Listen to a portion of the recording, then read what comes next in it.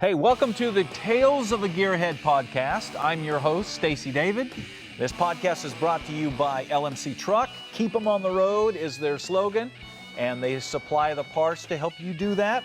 Also, Cornwell Tools, the choice of professionals and hot rods and enthusiasts alike. If you want quality tools, Cornwell's the place to go. Let's get to it.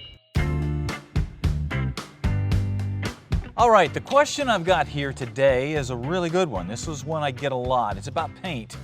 And that's one of the biggest issues when it comes to building or restoring a vehicle is the paint work. And he says, I have a 68 Camaro. It's in pretty good shape.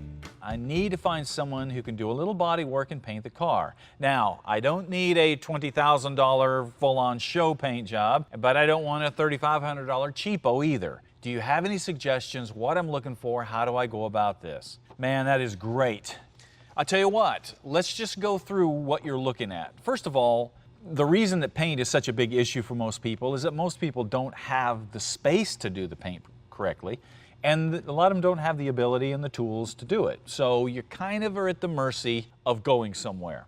All right, so the first thing that you need to decide is how nice do you want it to be?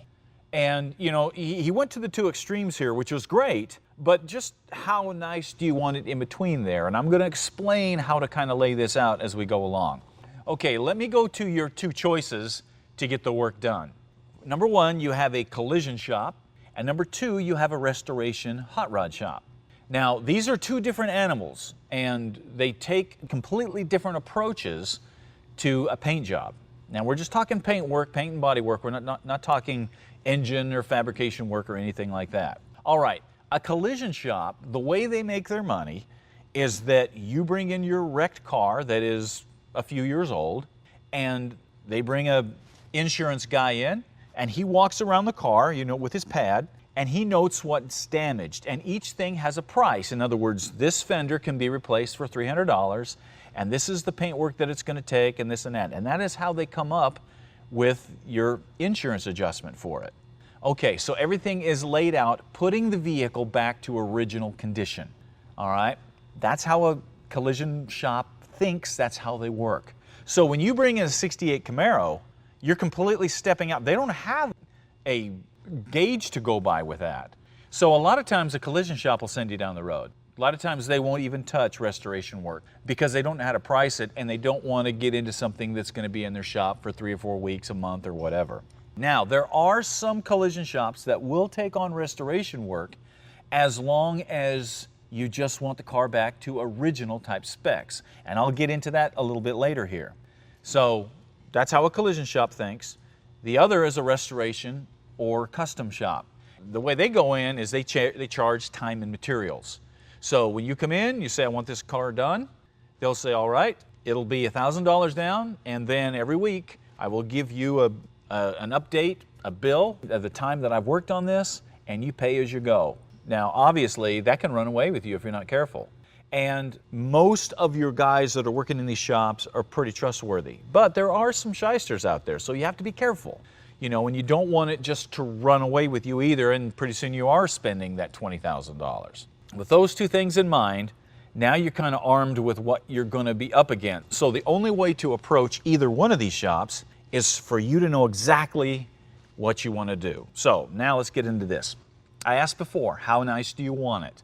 And most people go, well, I want it nice. I want it shiny and I want it to look good. Okay, well, we need to break it down a little more than that so you can be specific when you go to the collision shop or the custom shop. So let's break this down into like 3 things. You have a driver level vehicle. Now, when I say driver level, I'm talking like it came from the factory. Just a driver, which means nice shiny paint, reasonably good bodywork, reasonably good gaps, and, you know, looking nice, something that you would drive around on the road. That's going to be your cheapest. Then your next step is your driver/show car. Now, this is a little step up. This is something that you can drive all the time, but you won't drive it every day. You'll drive it on the weekends, and you'll run down to the local Cars and Coffee and roll it in, and it'll look good. You're not going to freak out if it gets a chip on it or a scratch or whatever. You're going to enjoy it, but the car looks a little nicer than just your average car. And then the third one, of course, is a full-on show car.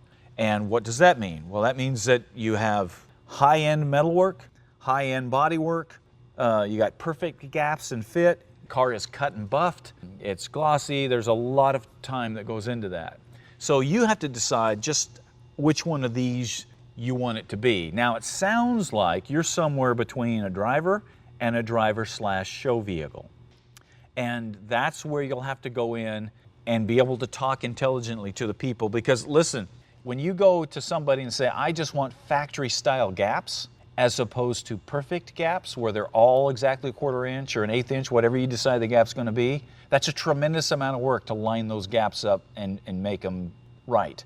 And that gets into something that is a full-on show deal. And if that's not what you want, you don't need to spend the money for that.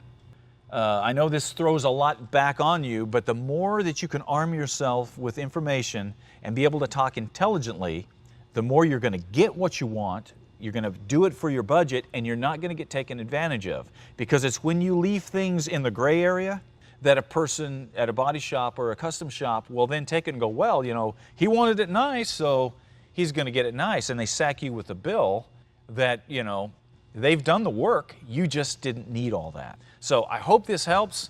Keep checking back. If you have more specific questions about that, send them in here, man, because there's specific areas about this.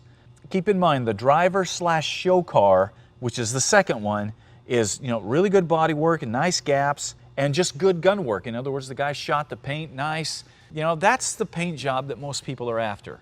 And you should be able to get a job like that on your Camaro. If it didn't need a lot of metal work, you're talking 5, 6, 7 grand.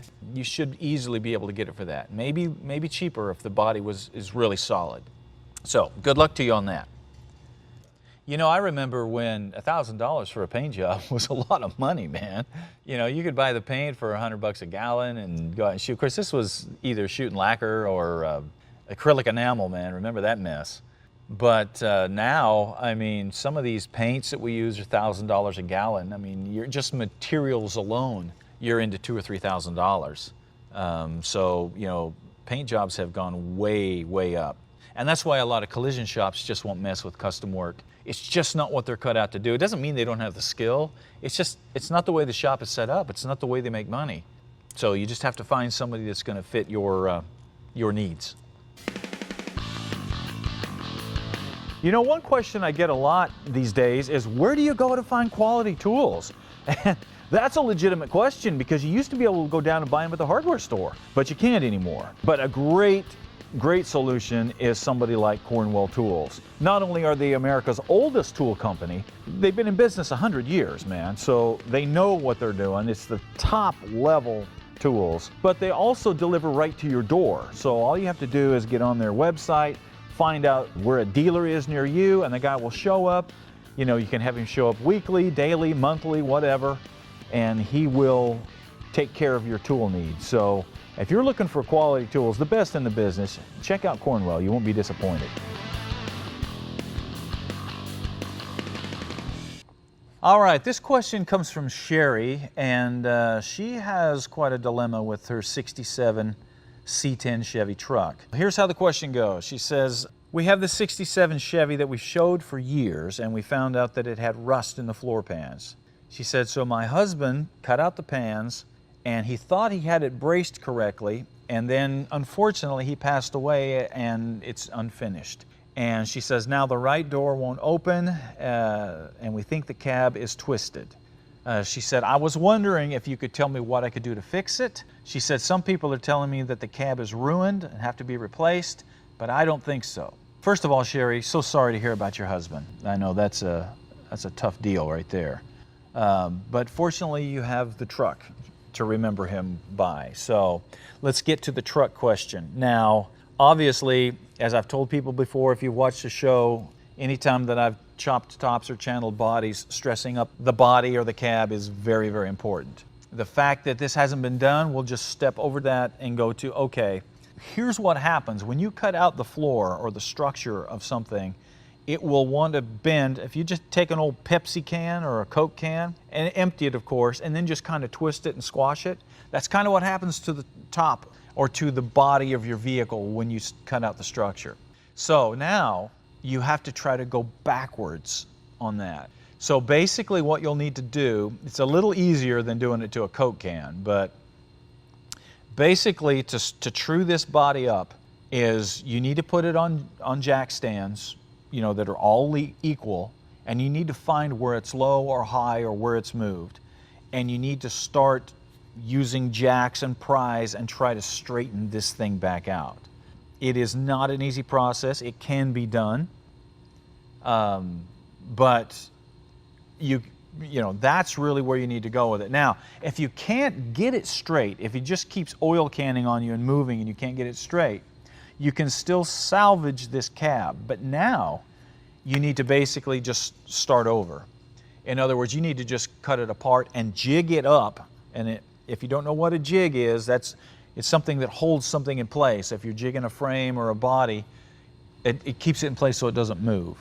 So you need to build a structure to hold that cab perfectly straight, and then you need to weld in new rocker panels and new floors, and you completely need to reconstruct the body. Very, very big job. About the biggest job that you can do when it comes to body construction, because basically you're rebuilding a body. Obviously there are tools involved, there's techniques, way more than I have time to go into here. So if you can't find somebody to do that for you, then I would suggest getting another cab. Because here's the thing, those cabs are so valuable, those 67, 72 cabs, you can easily sell that to somebody like me. I'd buy a cab like that in a second because I can get it cheap and it's not that hard for me to straighten it. But for someone like you, if you don't have the tools and the ability to do it, that can really be a nightmare. And what you don't want to do is for somebody to come in and go, well, we'll just shim that up, because once you start the shimming deal, you got to shim everything because the body's out of whack. So you have to shim the body on the frame, and you have to shim the front fenders, and you have to shim the doors, and everything has to be shimmed to try to make it straight. And it's just a never-ending battle. You want to straighten the thing back up. It doesn't sound like it's that bad, but that's going to be up to you. I would strongly suggest finding somebody that has a rod shop, somebody that you know understands bodies, and get them over there and have them look at it and tell you what it would take to straighten it. It can be done. Like I said, when you wreck a car and you bend the frame on like a newer car and they take it down and put it on a frame machine, it's basically what they're doing to straighten it back up. But and that's what this truck needs. But if it's just a cab, it's it's a job. Like I said, there's a lot to it. So I hope that helps. It's probably not what you want to hear. I know that there's some sentimental value here, but it sounds like this is way more work than you want to mess with. You know, one question I get asked a lot is, what is a great first project for somebody? And my answer is always the same: an old truck. For several reasons. First of all, they're cheap, they're easier to find. It's okay if you drive them around all beat up. And there's great sources for parts from like LMC. They carry all kinds of stuff, whether you're doing a custom build, if you're doing an original build, or you're doing a full-on hot rod thing, you can find stuff in their catalog. So getting parts is not that hard. And they really support the truck life, which is, if you've never been into the truck world, as you start to dig into the truck life, you'll see that it's kind of represents Americana. So if you need parts, man, LMC is the place to go.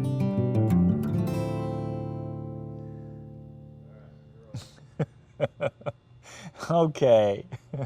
Have you seen the new commercial for the Bronco?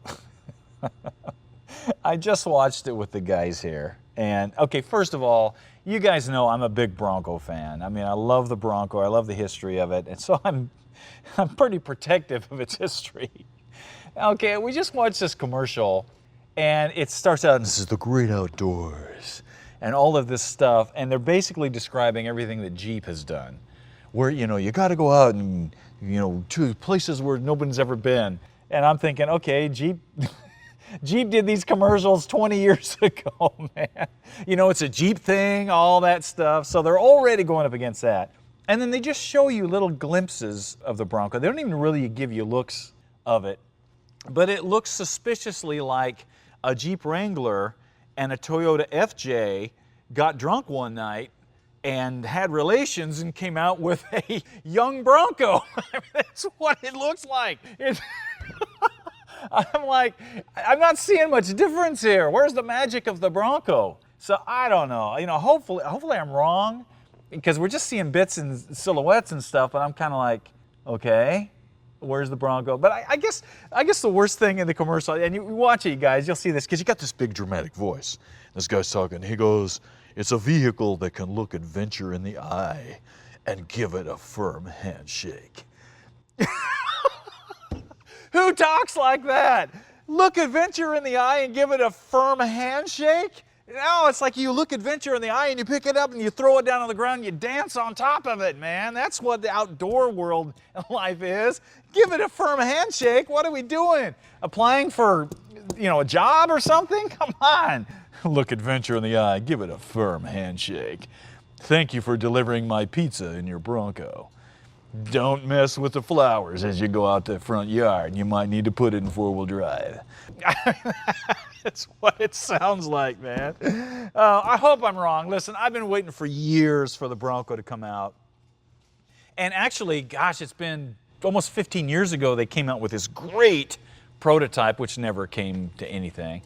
And then they went back and forth. Is it going to be big? Is it going to be little?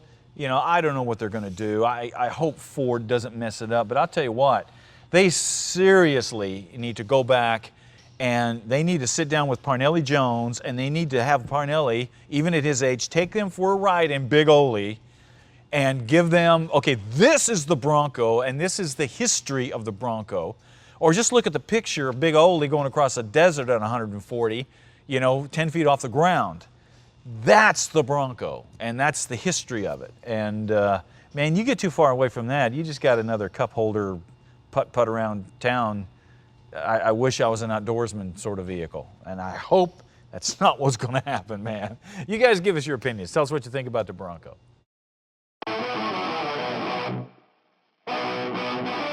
Keep in mind, this podcast is made possible by our friends at LMC Truck and our friends at Cornwell Tools.